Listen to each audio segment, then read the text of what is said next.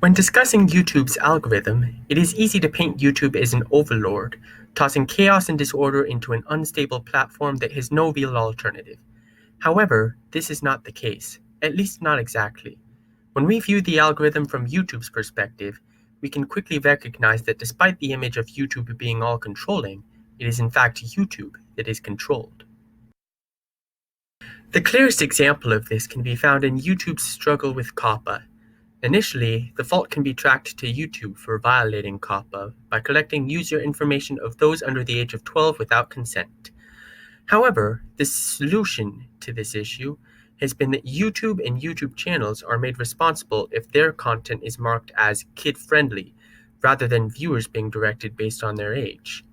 As much as this seems like big bad YouTube forcing its creators to atone for its problems, from its perspective, there is no other choice. These are forced changes decided on by the FTC, and despite their impacts on creators, YouTube is likewise forced to take direct and immediate action to comply with the mandate.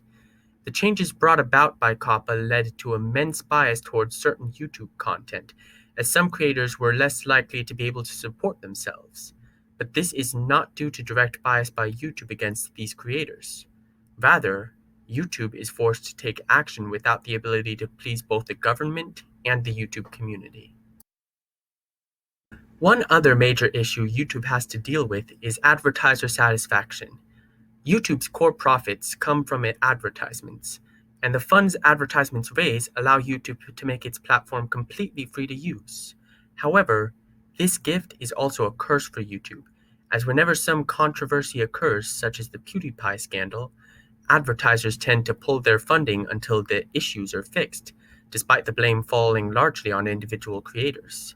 This leads to immediate restrictions for the entire YouTube creator community, as without their advertisers to support them, YouTube would easily go under. The core issue with this methodology is that it leads to advertisers controlling what content is allowed on YouTube. If advertisers don't want to have their ads on videos discussing controversial topics, for example, all discussion will be demonetized by YouTube.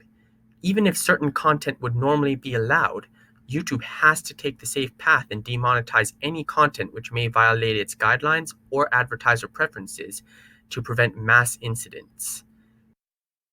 In the end, YouTube has to make money. If the platform did not produce enough revenue, it could easily go under.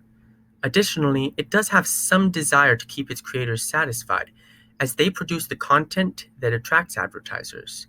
However, because of this business model, YouTube is held responsible by its advertisers and the government to keep its creators in line, creating an unstable algorithm that is constantly in flux, adjusting to the whims of outside forces and herding its population to account for the actions of the few. If YouTube had the ability to pick and choose its videos after thorough review, it would. But with the sheer amount of content uploaded per second, it is forced to use inaccurate algorithmic moderation to remove or demonetize all potential inappropriate content before it can be published. YouTube censors its creators, but it does so because it has no other choice. To state the obvious, we cannot claim to know everything about YouTube, its moderation, or its algorithm. These videos are simply not meant to crack the code, and are almost as ironically unlikely to see the light of day as most videos on this platform. However, from our perspective in research, we have been able to match the algorithm to this cycle present within YouTube. In many cases, something done by YouTube to its algorithm may adversely affect content creators. However, this is done because viewers and outside agencies have pushed for changes and forced YouTube to take action.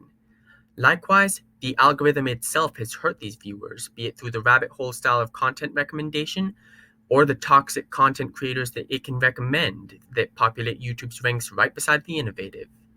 All three major groups interested in YouTube's success and well-being can negatively affect one another and spin the algorithm into further chaos through forced fixes and mass changes.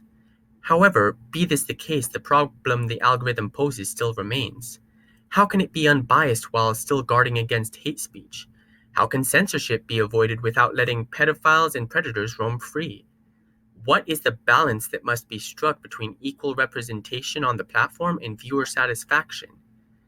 We do not have the answers, and even within these same major groups, one person's answer would certainly vary from the others.